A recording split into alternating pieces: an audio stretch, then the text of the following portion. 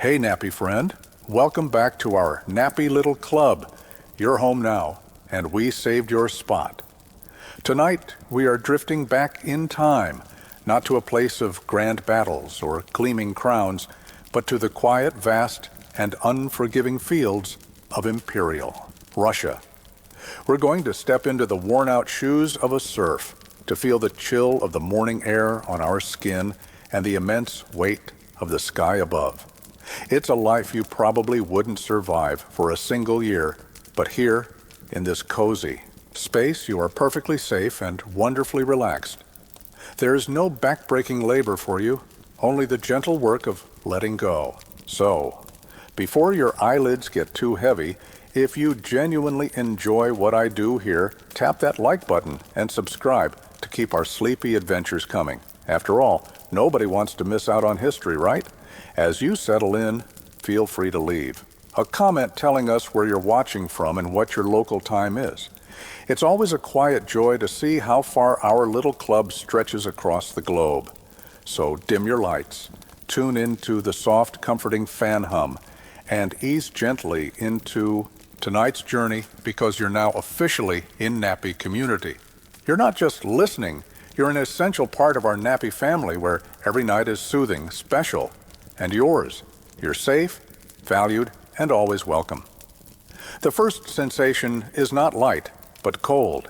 It seeps up from the packed earth, floor of the hut, a deep, primal cold that lives in your bones. You are Anya, and the day has begun, though the sun has yet to announce itself. There is no gentle awakening here, no slow stretching into consciousness. You wake up all at once, a survival instinct honed over generations. Your breath puffs in, a small white cloud in the dim air of the izba. Around you, the soft rhythmic breathing of your family fills the single cramped room. Your parents, your two younger siblings, all curled together on and around the great clay stove that is the heart of this small world. For a moment, a fleeting, precious moment, there is only this, the warmth of family, the scent of wood smoke and dried herbs clinging to the air. But then awareness returns, and with it comes the debt. It is a debt you were born with as surely as you were born with your mother's eyes and your father's stubborn resilience. You are a serf. The word itself feels heavy, ancient. It is not a job. It is not a social class. It is a state of being, as immutable as the turning of the seasons. You do not own this hut. You do not own the small plot of land behind it where you grow your family's meager supply of cabbage and beets. You do not own the tools you work with. You do not even, in the eyes of the law and your master, truly own yourself. You are a soul, a unit of property belonging to Count Orlov, a man you have seen only twice in your life, both times from a great distance. He is a remote god, but his earthly demands are managed by a steward, a man whose face is a permanent mask of sour disapproval. Your obligation, the very rhythm of your life, is called barshchina. 3 days a week, sometimes 4 if the steward is in a particularly foul mood, your labor belongs entirely to the Count. You will not be tending your own struggling vegetables. You will be walking the 2 miles to the master's vast, sprawling fields to plow, to sow, to reap, to thresh, to pour your life's energy into grain you will never eat, for profits you will never see. This is the core of the debt. It is perpetual, unpayable. Your father works it, you work it, and any children you have will be born into it. Historians still debate the precise mindset of the Russian serf. Was there a constant simmering rage, a deep sense of injustice? Or was it a kind of profound, fatalistic acceptance, a belief that this was the God-given order of the world as natural as the wolf in the forest and the hawk in the sky? For you, Anya, it is a dull, constant ache. It is not a sharp pain, for that would be unsustainable. It is a heavy, worn stone you carry in your gut, a simple, unchangeable fact of life. You slide from your sleeping ledge, your bare feet meeting the cold floor. Quietly, so as not to wake the little ones, you pull on your rough linen shirt, the rubaka, and wrap your feet in strips of cloth before sliding them into your birch bark shoes, your lapti. Your mother is already awake, moving silently in the near darkness, stoking the embers in the stove. Her face, illuminated by the soft glow, is a map of her life, a life just like yours will be. As you step outside, the pre-dawn air is sharp and clean. The sky is a vast bruised purple, beginning to bleed into a pale watery orange at the horizon. The sheer scale of the landscape is humbling, almost terrifying. The land rolls on forever, a sea of earth and grass, dotted with the dark shapes of distant birch groves. There is a strange beauty to it, a stark and lonely grandeur. But you know this land is not your friend. It is a constant adversary. The growing season is brutally short, a frantic race against the first frost of autumn. A week of drought in July can mean starvation in January. A summer of too much rain can rot the crops in the field.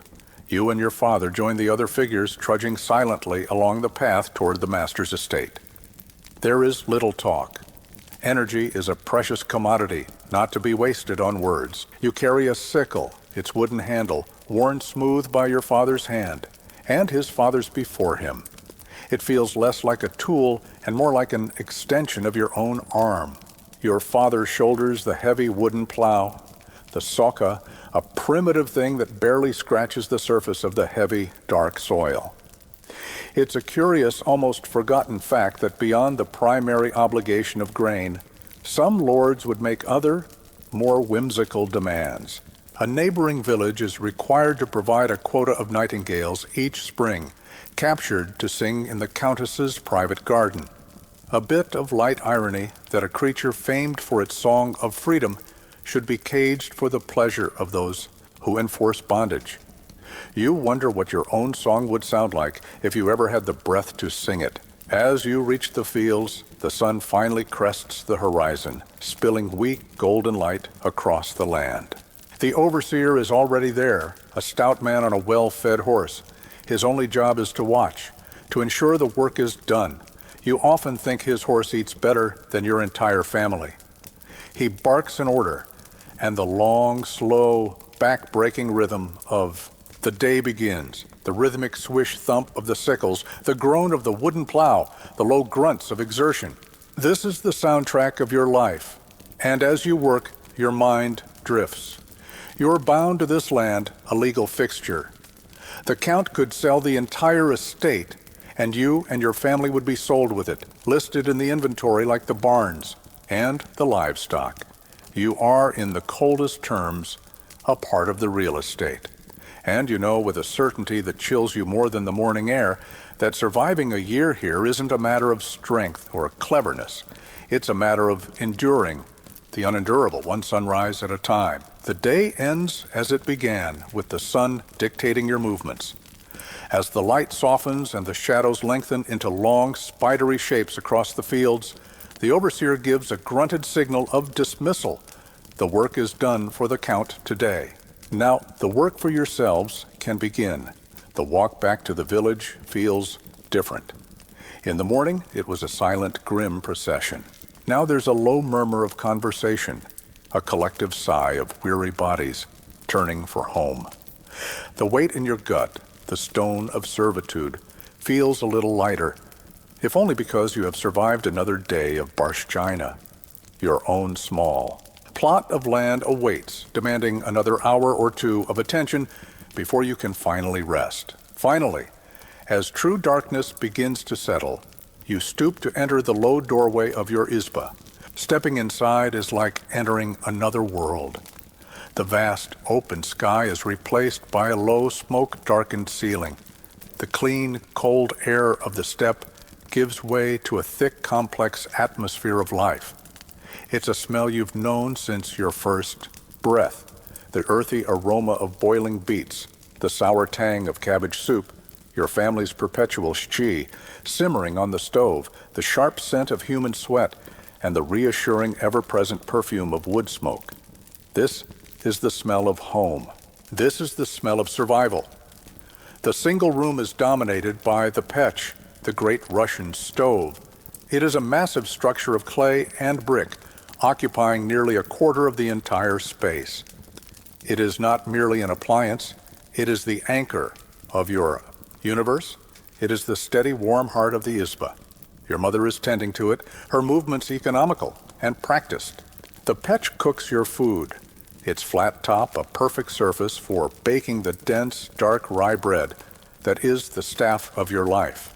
It heats the room, radiating a deep, penetrating warmth that will be your family's salvation during the impossibly cold winters. The top of it, a wide, flat ledge, is the most coveted sleeping spot, reserved for your grandmother and the youngest children who sprawl there now in a tangle of limbs, soaking in the gentle heat.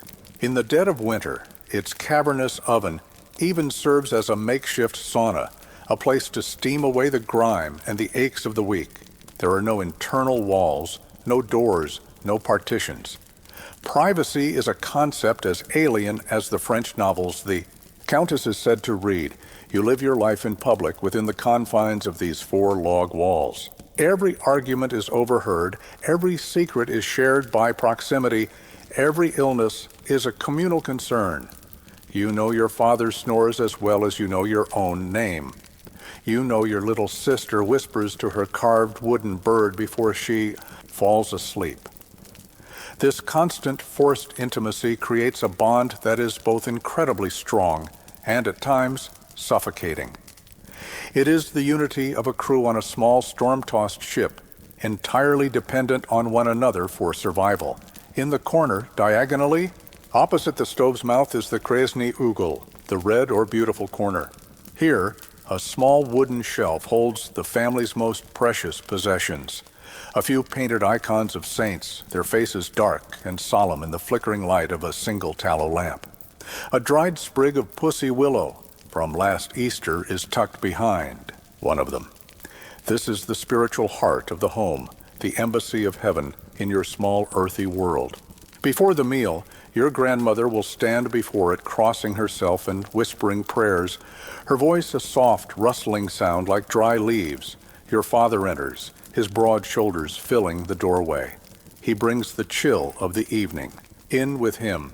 He says little, but his presence shifts the dynamic of the room. Historians often discuss the power structure of the peasant family, the devor. While the Lord held ultimate power over you within the family, the patriarch, the bolshak, reigned supreme, that is your father, his word is law. He settles onto the bench at the head of the simple wooden table, and only then does the rest of the family begin to gather for the evening meal. The meal is what it almost always is, a thin soup of cabbage and whatever vegetables were gleaned from the garden, a hunk of heavy black bread, and maybe a small bowl of kasha, a buckwheat porridge. Meat is a phantom, a memory from the last church feast. As the eldest child, you help your mother ladle the shchi into wooden bowls. Your father is served first, and his bowl has the thickest broth. This is the unspoken rule, the natural order. You eat with carved wooden spoons, the rhythmic clatter against the bowls, the only sound for a time. As you eat, your mind wanders to the other occupant of the Izba, the one no one sees. Your grandmother swears he lives in the warm space behind, the petch, the domovoi, the household spirit. He is old, she says, as old as the house itself, with a long gray beard and a mischievous but ultimately protective nature. You must leave him a small offering each night, a crust of bread, a drop of milk, to keep him happy. A happy domovoi means the bread will rise, the cow won't sicken, and the children will sleep soundly. An angry one, however, can cause all sorts of trouble. Things will go missing, pots will crack, and you'll hear strange noises in the night. It's a funny thing, this quiet negotiation with an invisible spirit. You sometimes think the family puts more effort into appeasing the domovoi than they do the village priest. A priest can offer prayers for your soul in the next life, but the domovoi can keep your soup from boiling over tonight. You have to have priorities. Tonight you make sure to push a small piece of your bread crust into the shadows near the stove. You can't afford to take any chances. This cramped, smoky, crowded space is your sanctuary, and its peace is a fragile thing, maintained by work, by respect, and by a little bit of superstition. The quiet of the evening, punctuated only by your grandmother's soft snores from atop the peach and the gentle crackle of the embers, is suddenly shattered. There is a sharp, authoritative knock on the door. It is a sound that does not belong to the night. Villagers do not knock like that. It is the sound of the outside world intruding, the sound of power. Your father, his face instantly grim, rises to unlatch the door. In the frame stands the steward, flanked by two of the masters. Guards, a wave of cold night air rushes in, carrying with it a palpable sense of dread that extinguishes the room's fragile warmth. The steward's eyes, small and hard, sweep across the interior of the izba, a look of casual disdain on his face. He doesn't step inside. He wouldn't deign to enter your home. He simply makes his announcement, his voice flat and devoid of emotion. The Count requires a new recruit for the Tsar's army from this village. By lottery, the name chosen is your neighbor's eldest son, Dmitri. He is to be ready at dawn. 25 years, a lifetime. The family will receive a small compensation, a pittance of rubles that feels more like an insult than a comfort. And then, as an afterthought, his eyes fall on you, Anya. You are 17, of marrying age. He informs your father that the Count has been reviewing the rolls. There is a serf on another of his estates, a blacksmith's son who needs a wife. It is a good match, he says, one that will produce strong children, strong souls. You are to be presented for consideration next month.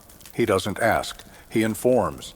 Your life, your future, your body, all discussed as a matter of agricultural planning. After he leaves, a thick, heavy silence fills the room. Your mother begins to weep silently, her shoulders shaking. Your father stares into the dying fire, his jaw set like stone. This is the reality of your world. Your master, the pomeshchik, is a force of nature, an earthly god whose whims dictate your very existence. He can move you around like a game piece on a map, pairing you off to maximize his assets. He could have you flogged for insolence or for spilling his wine if you were a house serf, and he could sell you. This is the deepest, darkest fear. Not to be sold with the land, but to be sold without land, torn from your family and your village, sent miles away to a stranger's estate. It is a social death, and everyone knows someone or a cousin of someone to whom it has happened. On tea. Sunday, you find the only permissible escape. The whole village walks to the small wooden church with its single, onion-shaped dome. Inside it is a different universe. The air is thick with the sweet, heady scent of beeswax candles and incense. The dark, sorrowful faces of the saints, painted on wooden panels, stare down from the iconostasis, their golden halos shimmering in the flickering light. The priest, in his stiff, embroidered vestments, chants the liturgy in Old Church Slavonic, a language you don't fully understand, but whose deep, resonant cadences vibrate through your very bones. Here, in God's house, you are told that your suffering has meaning. The priest's sermon is a familiar one. He speaks of patience, of humility, of obedience. The Tsar, he says, is the batshchina tsar, the little father of all the Russias, appointed by God himself. The Count is the Tsar's hand, and your obedience to the master is a reflection of your obedience to God. This life, he reminds you, is a fleeting trial, a valley of tears you must pass through to earn the eternal joy of heaven. Your hardship is a holy burden, a cross to bear that purifies your soul. You look at the icon of Mary, her face a study in profound, beautiful sorrow, and you try to feel the holiness in your own silent grief. There is a strange debate among people who will live centuries from now about this very moment. Did you and your fellow peasants truly believe this? Or was it an elaborate performance, a way to survive? The truth, for you, is somewhere in between. You do find a genuine soul-deep comfort in the beauty of the service, the soaring choir, the shared ritual, the sense of being part of a community of fellow sufferers. It is a balm on your raw spirit. But as you pray for strength and deliverance, a part of your mind is also praying that the steward's horse throws a shoe or that the count gets a terrible toothache. It's a quiet, everyday resistance of the mind. You accept God's will, but you hold a deep, burning resentment for God's self-appointed middleman. You think of Dmitri. Tomorrow, his family will hold a living funeral for him. His mother will wail as if he were already dead, for, in a way, he is. A 25-year conscription is not something you return from. You are simply erased from the life of the village. And you think of your own fate, being married off to a stranger. You imagine trying to appeal to a higher power. It's a commonly held belief, a desperate little fantasy, that if the little Father Tsar only knew of the noble's abuses, he would surely put a stop to them. Some brave or foolish peasants even compose sorrowful letters, petitions detailing their plight, hoping they might somehow reach the Tsar's hands in far-off St. Petersburg. You close your eyes and imagine writing such a letter, telling the great Tsar about the steward, about Dmitri, about your own impending fate. It is a foolish dream, a child's fantasy. The Tsar is as remote as the God in heaven. Your fate rests in the hands of the man who owns this land, and his will is as silent, as absolute, and as unforgiving as the winter that you know is coming.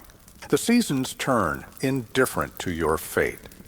The brief, frantic summer gives way to the golden melancholy of autumn. The harvest has been gathered, a back-breaking effort that leaves your muscles screaming and your spirit weary. Now a nervous quiet settles over the village as you prepare for the long, dark sleep of winter. The threat of your forced marriage looms, a constant low-grade dread.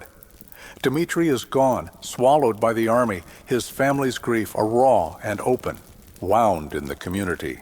The world feels locked in a pattern of endless, grinding sorrow. And then a spark lands in the tinder-dry soul of the village.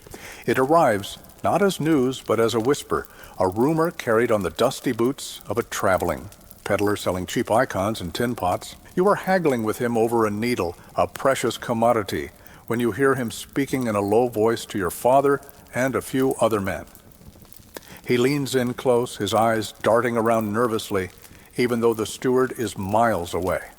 He speaks of things happening in the south down by the Yike River. He speaks of the Cossacks, those famously proud and rebellious horsemen, rising up. But that is not the spark. The spark is the name he whispers next. He says that the Tsar has returned. Not the German woman in St. Petersburg, Catherine, but the true Tsar, Peter III. The peddler claims, his voice barely audible, that the Tsar was never murdered by the Orlovs, the very family that owns you. He says it was all a lie spun by the nobles. The true Tsar, the little father, escaped and has been in hiding, waiting for the right moment to return and reclaim his throne. And now he has revealed himself. A Don Cossack named Yemelyan Pugachev, he says, is the spitting image of the lost Tsar, and has declared himself to be Peter. He has come, the peddler breathes, to deliver his people. The men are silent at first, their faces unreadable masks. To speak of such things is treason. To listen is dangerous. But the peddler, seeing he has their attention, continues. This Tsar Pugachev has issued a decree, a manifesto to the people. He promises to end serfdom forever. The land the nobles stole will be returned to those who work it, your land. He promises an end to the hated taxes, and most intoxicating of all, an end to the 25-year conscription. No more sons will be fed to the army.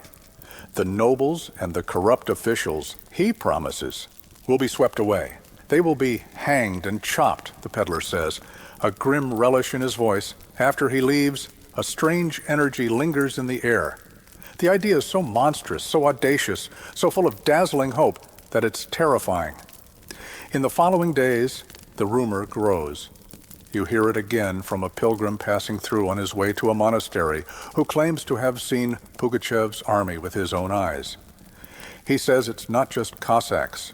There are Bashkir horsemen with bows and arrows, factory serfs from the Ural Mountains, and old believers who see Pugachev as a tool of God's righteous anger.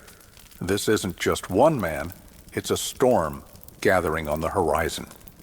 The village divides into factions of belief. The old and the cautious dismiss it. Old man Semyon, who has more wrinkles than a dried apple, scoffs that he's heard of 3 different true tsars in his lifetime, and they all ended up on a pike. But the young, the desperate, the ones like you who have had their futures stolen from them, they begin to talk. The conversations happen in hushed tones in the fields, behind the bathhouse, or in the dead of night. What if it's true, your friend Pavel whispers to you one evening? What if we didn't have to bow to the steward anymore? You, Anya, feel a dizzying mix of terror and elation. This is the deliverance you prayed for in the church, but it is arriving in a form so violent and unpredictable it makes you tremble. The promise of Pugachev's manifesto seems to answer every specific misery of your life. An end to serfdom means the land you work becomes your own. An end to conscription means your little brothers are safe. An end to the noble's power means you will not be married off like livestock. It is a dream of a world turned completely upside down. Some historians in the future will argue about the rebellion's true nature. Was it a cynical power grab by an opportunist? Or did Pugachev come to believe his own royal persona? Was the driving force a high-minded desire for land and liberty? Or was it a raw base cry for revenge? Listening to the whispers in your village, you know it is both. Some, like Pavel, speak of freedom and owning a farm. Others speak with a dark fire in their eyes about seeing the Count's manor burned to the ground and the steward getting a taste of his own whip. The tension builds with each passing week. News trickles in that Pugachev has taken fortresses, that whole garrisons of the Tsarina's army have defected to his side, believing him to be the true Tsar. He is moving north. The storm is getting closer. You see the change in people's eyes. The way they look at each other holds a new, shared understanding. It is a secret knowledge, a dangerous hope. Even the priest's sermons on obedience and humility start to sound hollow, like a song sung in a language that no one wants to speak anymore. A new, more powerful story is being told, a story whispered in the dark, a story of a liberator Tsar who will wash the land clean with fire and blood, and you, against all your better judgment, against every instinct for survival you have ever known, begin to believe it. The waiting ends not with a whisper, but with the thunder of hoofbeats. One afternoon, as you are returning from your family's garden plot, 3 riders appear on the road. They are not the Tsar's soldiers, nor are they nobles. They are Cossacks, wild and bearded, with fur hats and curved sabers at their sides. They ride with an easy arrogance, a swagger that speaks of freedom. They halt in the center of the village, and one of them unrolls a scroll. He is an emissary of the Emperor, Peter III. The villagers gather, drawn by a force stronger than fear. Your father is there, his face grim. Pavel is beside you, his eyes wide with a feverish light. The Cossack's voice booms across the dusty clearing. He reads from Pugachev's manifesto. The words you had only heard in whispers are now declared in the open air for all to hear. You are no longer serfs. You are free men and women. The land you work is yours. The forests, the rivers, the hayfields, all are granted to you by your benevolent Tsar. The nobles are declared traitors and enemies of the people. There will be no more recruitment, no more poll taxes. As he speaks, the village priest steps forward, holding his cross, and begins to tell the men to disperse, to not listen to this devil's work. The lead Cossack simply smiles, a flash of white teeth in his dark beard, and with a swift, almost casual motion, one of his companions strikes the priest down with the butt of his rifle. A collective gasp ripples through the crowd. The ultimate. Authority of the village has been broken in an instant. The spell is shattered. What happens next is not a decision. It is an eruption. It is a force of nature, like a flash flood or a forest fire. Years, decades, a century of suppressed rage, of swallowed insults, of silent suffering, finds its voice in a single, unified roar. The sound is terrifying, primal. You see Pavel, your quiet friend, grab a heavy piece of wood, his face twisted into a mask of fury you have never seen before. Men run to their huts and emerge with the tools of their lives, now transformed. The scythes used to cut hay, their long blades gleaming, are now weapons of war. The pitchforks used to turn manure are now pikes. The axes used to chop firewood are now battle axes. You watch, frozen for a second, as the familiar objects of your world are imbued with a sudden, deadly purpose. This is the bloody harvest. The mob has one mind, one target. It surges toward the steward's house, a sturdy wooden building on a small rise overlooking the village, a constant, hateful symbol of their oppression. You are swept along with them, your feet moving without your command. The roar of the crowd is in your ears, in your chest, a physical vibration. The two guards the steward kept are overwhelmed in seconds, disappearing under a wave of bodies. The door is smashed down with a log, and then the looting begins.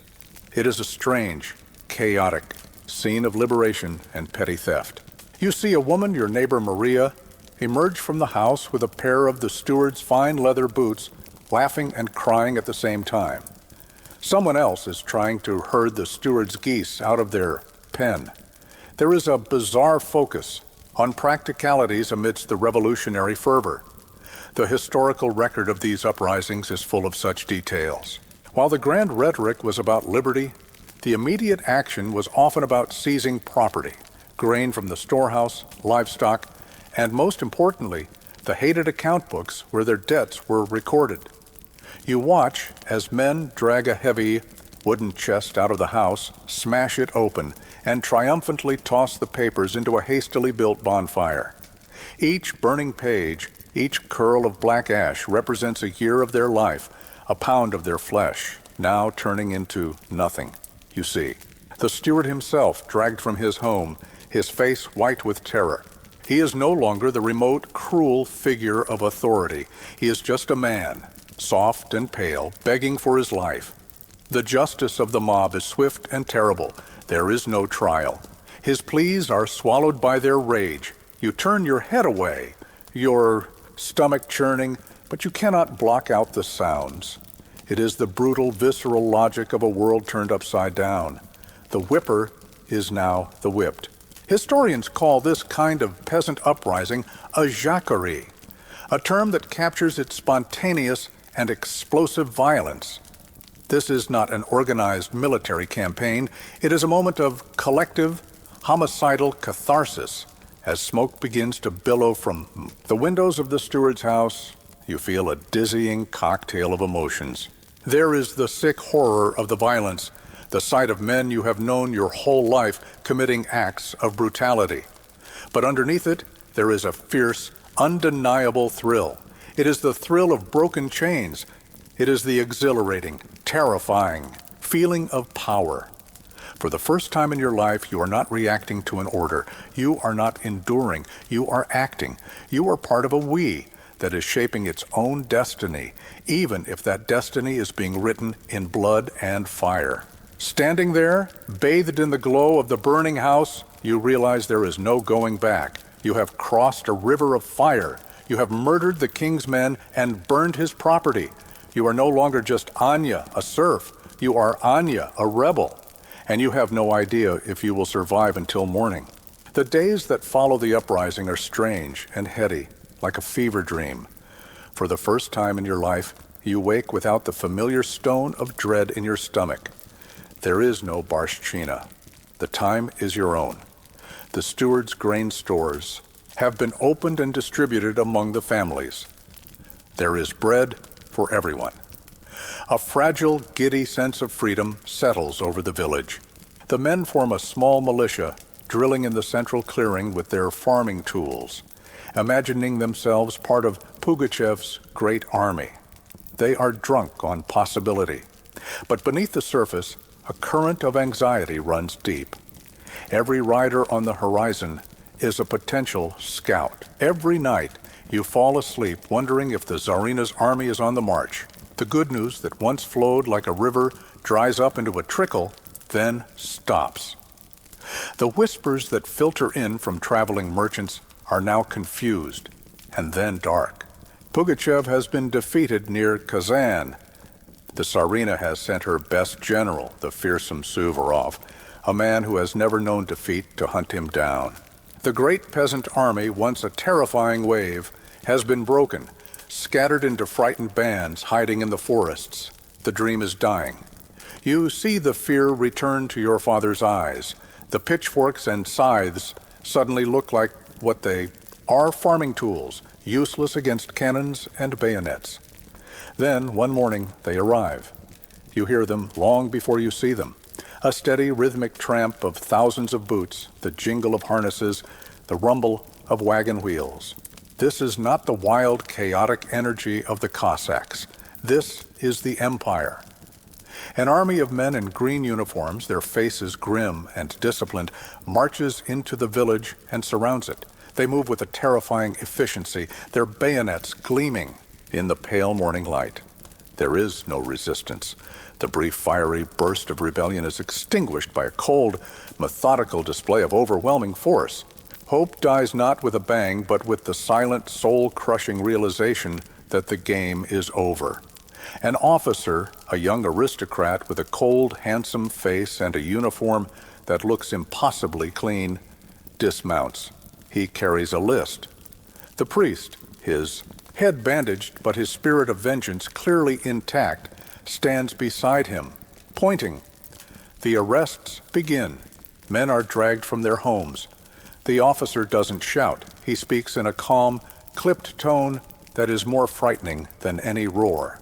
He is here to restore the Tsaritsa's order. The retribution is not a chaotic massacre. It is a calculated, brutal lesson. A series of gallows is erected in the village square, a stark and ugly geometry against the sky. Pavel, your friend, whose eyes had shone with such fierce hope, is one of the first to be led forward. You watch, helpless, as he is executed. There is no defiance in his eyes now, only a hollow, bottomless despair. You want to scream, to look away, but you are forced to watch. All of you are. This is part of the punishment. You must be a witness.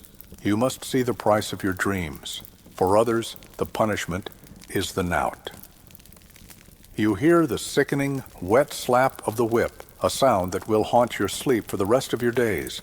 Men who had been roaring rebels just weeks ago are reduced to screaming animals. Your own father is spared the gallows but is sentenced to the mines. He is brought before you in chains, his face bruised but his eyes meeting yours one last time before he is led away with dozens of other men, a long, shuffling line of ghosts disappearing down the road. You will likely never see him again.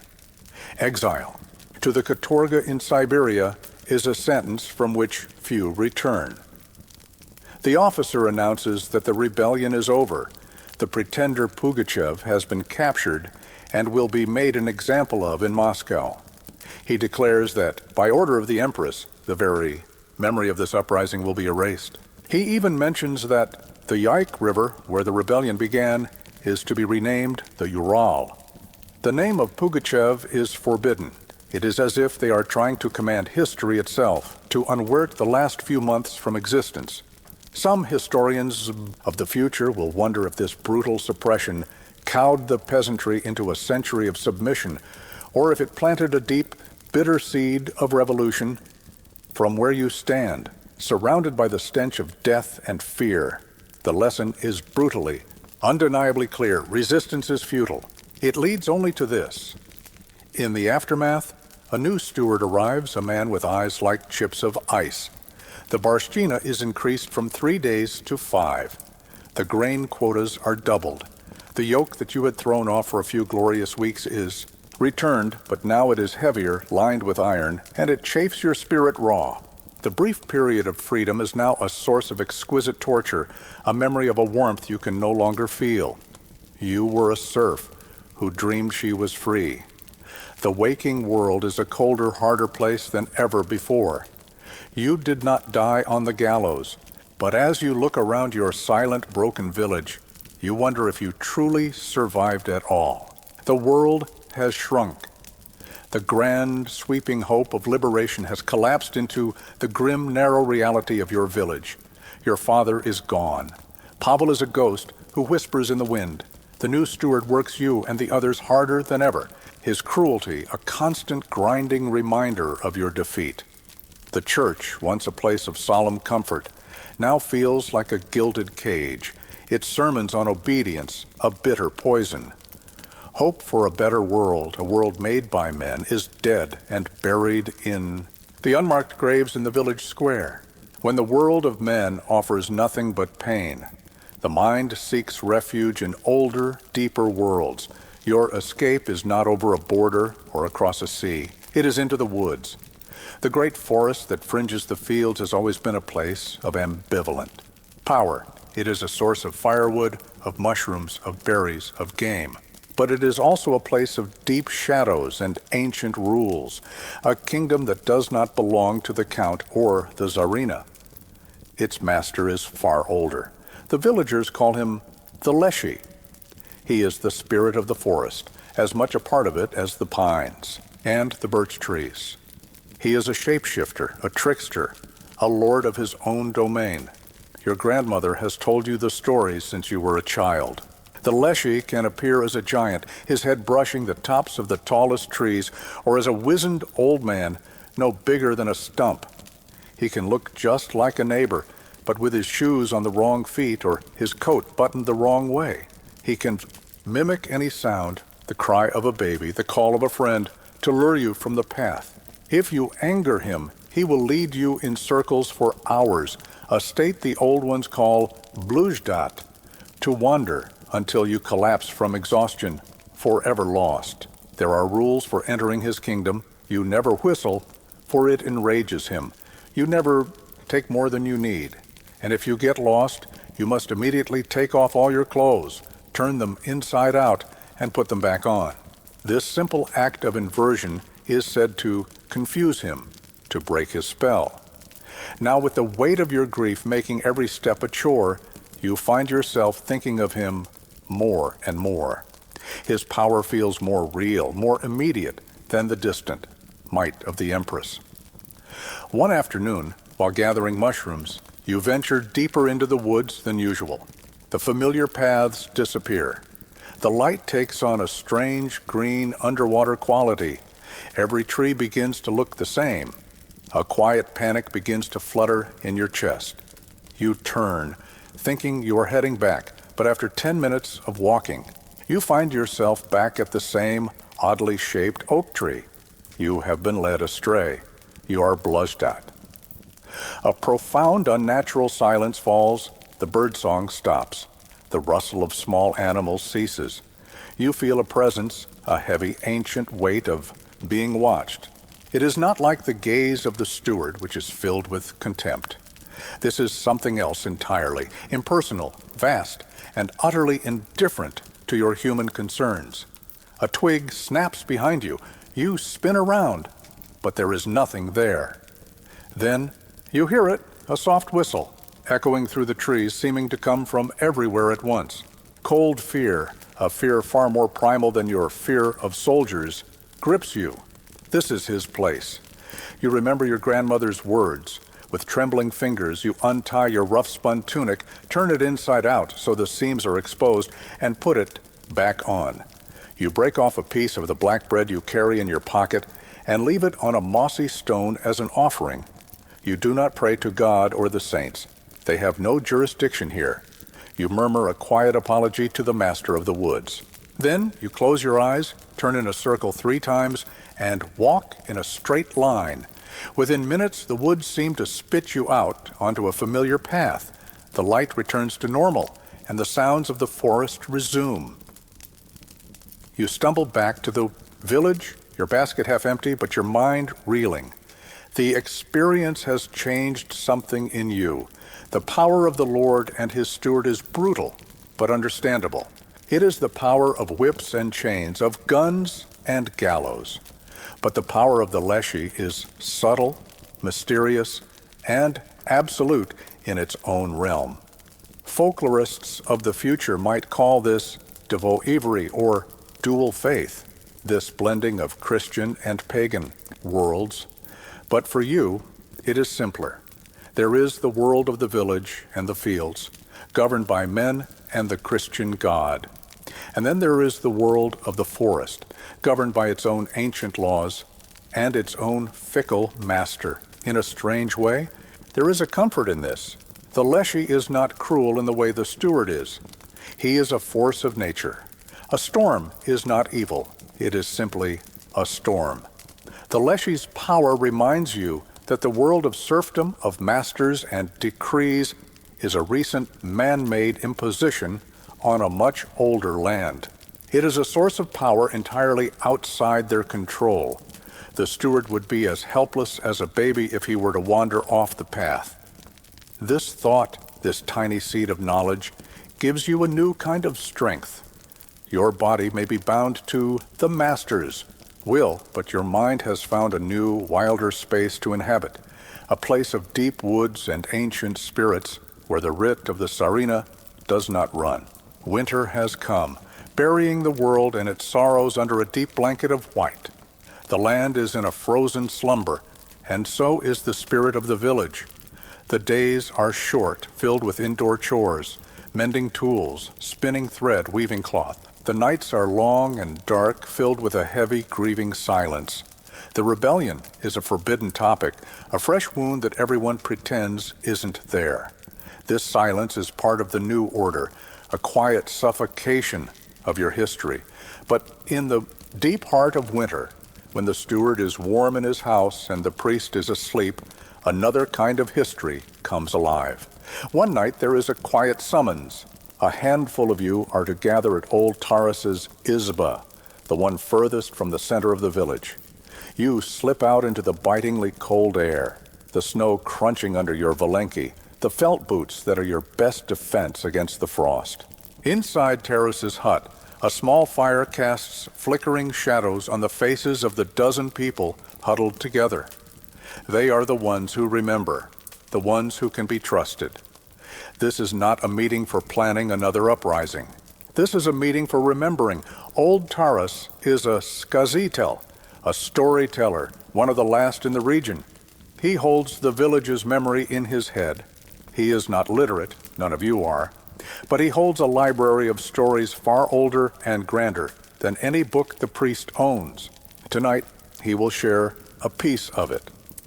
After a long pull from a wooden cup of Braga, a low-alcohol peasant beer, he closes his eyes and begins to chant. It is not speaking, not quite singing, but something in between, a rhythmic, hypnotic recitation that has been passed down for centuries. He is beginning a bailina. These are not simple fables or fireside tales. These are the epics of your people, stories of a time before serfdom, before the Moscow tsars, from a golden age when the city of Kiev was the center of the world and Prince Vladimir the Bright Sun ruled. The story Taras tells tonight is of Vilya, Muromets, the greatest of the bogatirs, the heroic knights of old. He tells of how Ilya, a peasant's son, sat paralyzed for 30 years before being granted superhuman strength by wandering pilgrims. How he went to serve Prince Vladimir not as a serf, but as a free warrior, defending the land from foreign invaders and monstrous beasts. As Taras's voice rises and falls, the cramped, smoky Izba seems to melt away. You are no longer in your broken village. You are on the windswept steppe, riding alongside Ilya Muromets on his mighty steed. You see him defeat the monstrous nightingale the robber whose whistle can level a forest. You feel the pride of a peasant's son becoming the land's greatest protector. This is the power of the bailina. It's a form of time travel, a way to inhabit a better, freer version of yourselves. The irony is thick enough to taste. You huddle in secret, in fear of the steward, to hear a story about a hero who feared nothing. But the defiance is real. The state, through the priest, gives you stories of saints who found glory in passive suffering and martyrdom. The Bailini give you heroes who found glory in action, in strength, and in defending their people. Historians in another time will debate the origins of these tales. Are they true memories from Kievan Rus, or later creations designed to give hope to the oppressed? For you, the question is irrelevant. The story feels true in your bones. It is your history, the real history, not the one written in the ledgers of your masters. Sometimes the defiance is more pointed. Taras will tell a story about a greedy, stupid boyar at Prince Vladimir's court, and he will give a sly wink. Everyone in the room knows he's really describing the old steward, or even the count himself. It is a small, safe way to mock the powerful, to cut them down to size within the protected space of the story. And the stories are not just about men. Taras also sings of the Polonitsi, fierce warrior maidens who could ride and fight as well as any bogatyr. You listen to these. Tales with a special hunger, they offer an image of female strength and agency that exists nowhere in your waking life. A world away from the silent endurance preached by the church. You are not just listening. You are memorizing. You drink in the words, the rhythm, the cadence. You are the next link in the chain. One day, Taras will be gone and someone else will have to keep the stories alive. This is your inheritance. While the nobles pass down land and titles, your people pass down these epic poems. In a world where your masters try to control everything, including your memory of the rebellion, the simple act of remembering a forbidden song is a powerful act of resistance. It is a declaration that you have a past, a culture, and an identity that they cannot touch. It is a flickering candle of defiance in the long, dark winter of your oppression, a quiet promise that the spirit of Ilya Muromets is not dead. It is only sleeping. The deep cold of winter brings with it the sickness. It starts with your youngest brother, Alexei. A cough at first, then a fever that leaves him listless and burning to the touch. His breathing becomes a shallow, rattling sound that fills the small, quiet space of the izba with a constant, terrifying rhythm. Your mother's face is a mask of strained composure, but you see the panic in her eyes. In a world where a minor infection can be a death sentence, a fever like this is a terrifying foe. Your first recourse is the official one. On Sunday, your mother, her face etched with worry, speaks to the priest after the service. He listens. With a pious sorrow, then places a hand on her shoulder and speaks of God's mysterious will. He says the illness is a test of your family's faith, perhaps a penance for the village's sinful rebellion. He promises to light a candle for Alexei's soul and to pray for his deliverance. He offers you comfort for the next world, but nothing for this one. You leave the church with his prayers ringing in your ears, feeling colder and more helpless than before. The master's system offers even less. A sick serf child is a faulty piece of equipment, not a tragedy. There will be no doctor from the manor house, no medicine from their stores.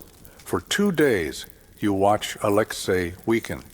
Your mother tries every remedy she knows, hot cloths, thin broths, but the fever holds him in its grip. On the third night, after a long, silent look at her son's pale face, she makes a decision. She wraps herself in her thickest shawl, takes a small loaf of bread as payment, and tells you she is going out. You know where. She is turning away from the priest's god and toward an older power. She is going to see the Znakarka. The village healer, a woman named Marina, lives at the very edge of the village in a small, hunched izba that seems to have grown out of the earth itself. The priest calls her a purveyor of devilry, a half-pagan, who consorts with unclean spirits. But the villagers call her in whispers when all else has failed.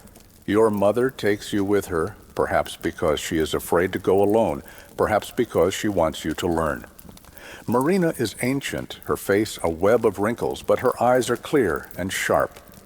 They seem to look right through you. Her home smells intensely of dried herbs, a complex perfume of mint, chamomile, and other stranger scents you cannot name. Bunches of plants hang from the rafters like sleeping bats. Marina listens silently as your mother explains Alexei's symptoms, her hands never still, methodically grinding something in a stone mortar. She doesn't speak of God's will or of sin.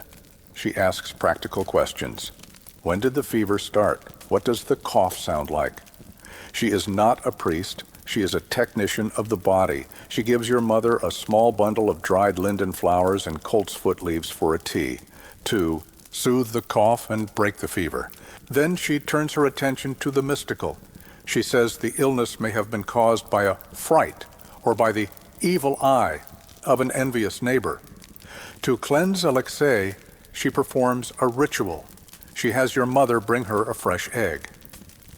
Murmuring, a low rhythmic chant, a zagavor, she begins to pass the egg over your brother's small, still body. Never quite touching him, you lean closer, straining to hear the words. They are a strange and powerful tapestry of language, weaving the Virgina, Mary and the saints together with appeals to Sister Water and Grandfather Forest. She is not praying, she is commanding. She commands the sickness to leave the child and enter the egg, to go beyond the dark woods, to the black seas, to a barren island where the cock does not crow and the grass does not grow. Historians of a future time will debate the nature of these women. Was their power white magic for healing? Or was it the edge of black magic, the koldovstvo, that could also be used to curse? The line was dangerously thin, and a healer who failed could easily be branded a witch. But watching, Marina, you do not see a witch. You see a woman of immense knowledge and authority, a power that operates entirely outside the hierarchy of the master and the priest. After the ritual, she cracks the egg into a bowl of water. The yolk is cloudy and deformed. The sickness has been drawn out, she declares, her voice firm. You return home, your heart a confusing mix of fear and hope. Your mother brews the bitter tea and forces a few spoonfuls between Alexei's lips. That night something shifts. The terrible rattling heat that has consumed your brother seems to lessen. Towards dawn he breaks into a drenching sweat, and his fever is gone. He is weak, but his eyes are clear for the first time in days. Whether it was the herbal tea, the hypnotic power of the charm, or simply the illness running its course, you do not know. But the result is undeniable. The priest's prayers offered, solace for the soul. The Zinakarka's work healed the body. In the harsh reality of your world, you now understand which is more valuable for survival. You have witnessed a different kind of power, a power rooted in the earth, in ancient words, in a woman's hands. It is a quiet, practical magic that the steward cannot tax and the priest cannot condemn into non-existence.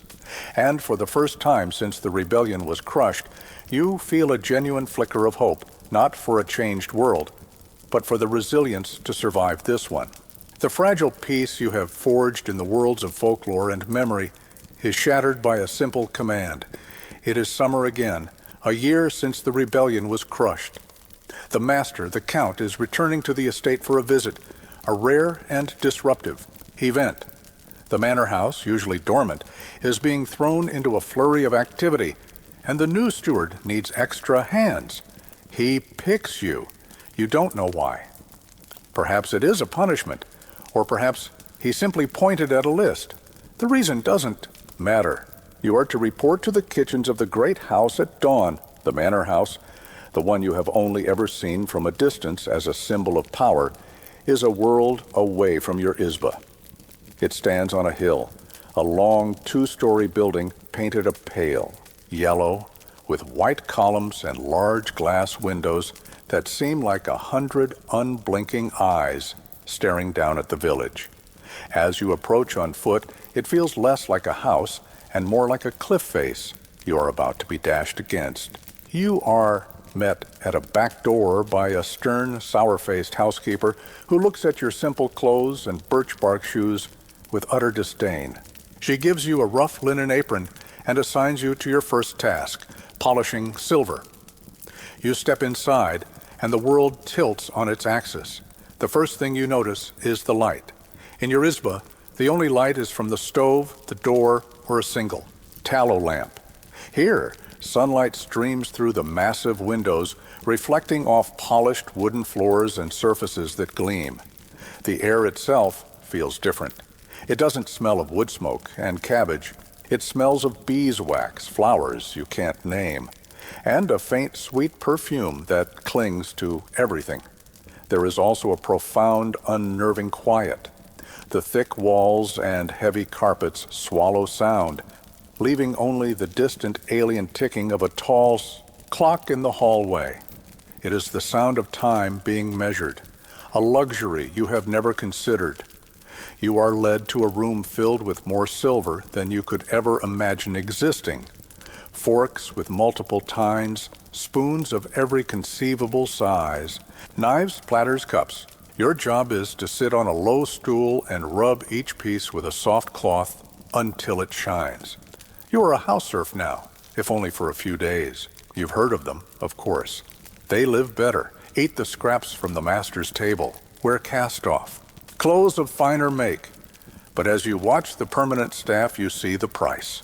They live in a state of constant, nerve-shredding tension, always under the eye of the master or his family, liable to be cursed or struck for the smallest infraction, like a dropped plate or a dusty corner. You feel a strange pity for them. Their cage is gilded, but it is much, much smaller than your own. As you work, you become invisible. The masters and their guests walk past you, their conversations flowing around you as if you were a piece of furniture. You realize with a jolt that they are not speaking Russian. It is a flowing, musical language you later learn is French. The lady of the house, the Barynya, a beautiful woman who looks as delicate as a dragonfly, speaks only in French to her children and her guests. She uses Russian only to give sharp commands to the servants. It is a deliberate, cutting distinction. Russian is the language of work and servitude. French is the language of life and culture. This linguistic wall is more imposing than any physical barrier, a clear declaration that you do not belong to the same species. You catch glimpses of impossible things. In the kitchen, you see cooks preparing foods you can't identify. A whole pig, roasted to a perfect brown, is being decorated with candied fruits. Mountains of white bread made from wheat flour, not coarse rye, are stacked high. And sugar. You see actual cones of white sugar being broken down and used with a casual profligacy that makes your head spin. You think of your family's winter diet of thin soup and black bread and feel a dizzying sense of cosmic injustice. The waste from this one feast could feed your entire village for a month. One afternoon, you are sent to help dust the grand salon. It is a room of breathtaking strangeness. The walls are covered in silk, not whitewash. A massive glittering chandelier hangs from the ceiling, a frozen waterfall of glass. And in the corner stands a pianoforte, a musical instrument you've only heard whispers of. You see a young daughter of the Count sit down and play, her fingers dancing over the keys, producing a sound so beautiful and sad it makes your heart ache. Some of the wealthiest nobles even have entire serf orchestras or acting troupes, a bizarre and ultimate expression of ownership over other human beings. You see now how they view you, not as a person, but as raw material to be shaped for their entertainment. The most shocking moment comes when you are carrying a basket of laundry and you pass the Barynya. The sleeve of her silk dress brushes against your arm. The fabric is impossibly soft, like a cloud, like a whisper. It is the complete opposite of your own rough, scratchy, homespun linen. The contrast is so stark, so intimate, it feels like an electric shock. In that single touch, the entire chasm between your two worlds is made real. This is not a dream. This luxury, this ease, this beauty, it is all real. And it is paid for. It is paid for by your father in the mines, by Pavel on the gallows, by your 3 days a week of barshchina, by the ache in your back and the perpetual hunger in your stomach. You have not just glimpsed another world, you have seen the machine that consumes your own. Your world for a time recedes. The Count and his family, having endured their brief rustic sojourn, return to their natural habitat, leaving the estate to the mundane cruelties of the steward. To understand their lives, you must follow them north to the magnificent, cold, and spectral city of St. Petersburg. It is a city built on a swamp by the iron will of a tsar, a deliberate and theatrical gesture of turning Russia's face toward Europe. Its grand Italianate palaces line the granite embankments of canals, their pastel facades hiding a damp chill that even the most ferocious fires can never quite banish. This city is the epicenter of their world, and it is as far from your village as the moon. Here, in a palace on the English embankment, the life you glimpsed in the manor house achieves its full, decadent flowering. Let us enter a salon on a Tuesday evening. The room is a symphony of gold and candlelight. Hundreds of beeswax candles flicker in crystal chandeliers, their light glinting off gilded mirrors, polished furniture, and the jewels on the necks of the women. The air is warm and heavy with the scent of French perfume and hot wax. The rustle of silk and the soft clinking of porcelain teacups provide a gentle soundtrack. The conversation, the very currency of this realm, is conducted almost exclusively in flawless, witty French.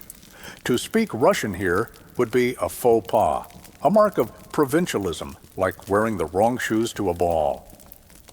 A young guards officer, a Prince Dmitri, fresh from his philosophy tutor, is holding forth on the merits of Voltaire. A Countess Anna, known for her sharp tongue, is recounting a delicious piece of court gossip about a rival's affair.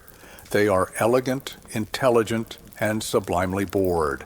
And then, as the evening wears on and the initial pleasantries are exhausted, the conversation drifts, as it sometimes does among the most enlightened circles, to a fashionable and intriguing topic: the peasant. They call it the peasant question. Seated on plush velvet settees, nibbling on delicate French pastries served by silent, white-gloved house serfs, they begin to debate the fate of the 20 million souls like you who fund their existence. A young poet, his face pale and serious, speaks with earnest passion about the Narod, the common people, and their deep mystical Russian soul. He argues that the peasant possesses a simple, profound wisdom that the jaded, Europeanized aristocracy has lost. He has, of course, never spent a day in a village. The Prince Dmitri, eager to show off his progressive credentials, posits that serfdom is, in principle, morally indefensible and an economic hindrance to Russia's greatness.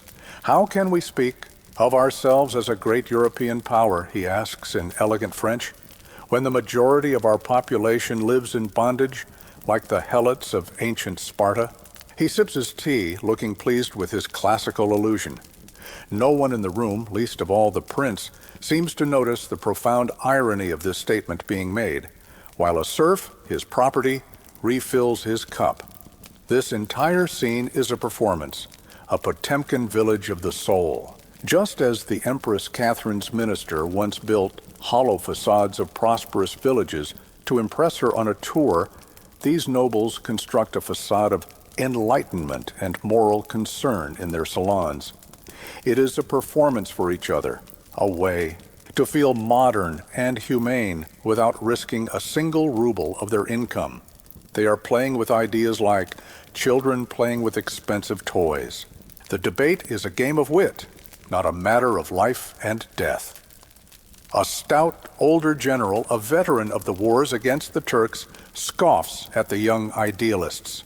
The Russian peasant is a child, he declares gruffly, this time in Russian for emphasis. You give him freedom, and what will he do? He will stop working, drink himself into a stupor, and burn down his own hut. He needs a firm hand. He needs us. It is our burden, our duty to care for them.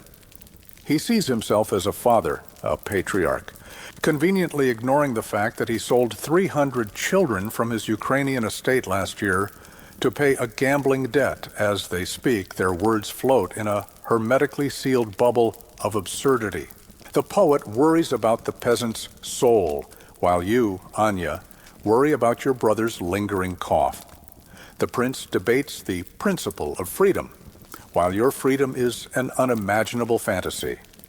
The countess listens to it all with a faint, amused smile, her primary concern being whether the new shipment of silk from Lyon will arrive in time for the season's great ball. Historians will one day argue about the sincerity of these noble intellectuals. Were they genuine reformers, trapped by their circumstances, or were they merely hypocrites? The truth you feel in your bones is that they were simply disconnected, living in a self-contained fiction so complete that the reality of your life could not penetrate it. The peasant question is ultimately unanswerable, because to truly answer it would be to dissolve their entire world. And so the conversation is mercifully cut short. The hostess announces that the card tables are ready in the next room. The debate is abandoned. The moment of philosophical inquiry is over. The nobles drift away, their minds now occupied with the far more pressing and immediate questions of card hands, courtly intrigues, and romantic assignations. The problem of your life, having served as a brief and stimulating intellectual diversion, is forgotten before the next hand of whist is dealt. Let us now hold these two worlds, these two Russias, in our hands at the same time. Let the walls of the St. Petersburg Palace and the mud-chinked logs of your izba become translucent, allowing us to see one through the other. It is here, in the stark, dizzying juxtaposition of your lives, that the full, unbridgeable chasm is revealed. In St. Petersburg, a young count, let us call him Alexei, the son of your own master, wakes in a bed piled high with feather mattresses and German linens. The air in his room is warmed by a porcelain stove, and his personal valet, a serf named Pyotr, gently draws the heavy velvet curtains. His first sensation is the aroma of hot chocolate brought to him on a silver tray. His first thought is one of weary annoyance. He must attend a military review today, a tedious affair, and he still hasn't decided which of his 27 cravats to wear. In your village, at the very same moment, you wake to a profound, bone-deep cold. You are not on a feather bed, but on the hard wooden bench along the wall of the izba. The first sensation is the familiar ache in your back. The first smell is the faint sour scent of yesterday's cabbage soup. Your first thought is a rapid calculation of survival. The sun is rising, which means a full day of labor in the master's fields, and you must check that your worn-out lapti have not finally given way, for you have no others. Count Alexei stands before a tall, gilded mirror. As his valet fusses over him, he dismisses one cravat as being tied with insufficient flair. He frets over a microscopic speck of lint on the shoulder of his immaculate green uniform. His greatest worldly concern in this moment is his appearance, the projection of effortless grace and aristocratic breeding. His social survival depends on these nuances, on being seen in the right places, with the right people, saying the right witty things in French. You stand in the dim light of your hut, not before a mirror. You have only a vague idea of your own reflection from the surface of a still pond, but before your mother, who inspects your clothing, not for style, but for holes. A torn seam could let in the wind. A worn patch could lead to frostbite. Your survival depends on the crude integrity of your homespun garments, on the simple physics of warmth and endurance. As the day progresses, the chasm widens. Count Alexei sits in his study, looking over the estate accounts sent by the steward. To him, your village is a series of numbers on a page. He sees figures for grain production, for timber sales, for the number of souls owned. He is pleased. The numbers are up this year, thanks to the new steward's efficiencies. This increase will allow him to purchase a new team of English racehorses and a diamond brooch for his mistress. He does not see the faces behind the numbers. He does not see your father's empty space at the table or feel the sting of the overseer's lash. You are an abstraction, a resource, the silent, invisible fuel for his splendid life. You stand in a vast field, your back screaming in protest as you bend to the harvest. The land is not an abstract number to you. It is the dark, heavy soil under your fingernails. It is the relentless sun on your neck. It is the wind that carries the threat of rain or drought. You know its moods, its smells, its textures. You are locked in a constant, intimate struggle with it. The grain you're cutting is the very same grain that appears in the Count's ledger. But his experience of it and yours are so profoundly different that they might as well belong to separate realities. He sees a profit. You feel the pain of its creation. In the evening, Count Alexei attends a ball. He dances the mazurka in a hall of mirrors, surrounded by the rustle of silk and the glitter of jewels. He sighs with a theatrical, fashionable boredom, feeling a pang of existential ennui. He wonders if there is more to life than this endless cycle of parties and courtly duties. His suffering is a luxury, a philosophical indulgence. In the evening, you sit with your family around the rough-hewn table, eating your meager meal of black bread and beet soup. You sigh with a profound, untheatrical exhaustion. You wonder if there is more to life than this endless cycle of labor and hunger. Your suffering is not a philosophy. It is the simple, grinding reality of your existence. This is the heart of the matter. The two Russias are not just separated by wealth, language, and culture. They are separated by a fundamental disconnect from the same reality. One world is a delicate, elaborate performance paid for by the other. The silk of the countess's gown is woven from the toil of your hands. The bread at the prince's table is grown with the sweat of your brow. The poet's sensitive verses about the suffering of the Narod are written on paper, bought with the money from selling a serf like you. They are two empires on the same land, one visible, one invisible, locked in a parasitic embrace. And the chasm between them is so vast, so absolute, that you could scream across it for 1,000 years and never ever be heard. And now the story is over. The great unbridgeable chasm between those two worlds fades back into the soft mists of history. The sounds of the grand ball in St. Petersburg and the quiet, weary sighs of the village retreat, leaving only a gentle silence behind. Let the images of that hard, unforgiving life dissolve like sugar in warm water. You are not there anymore. You are here, safe in your own space, in your own time.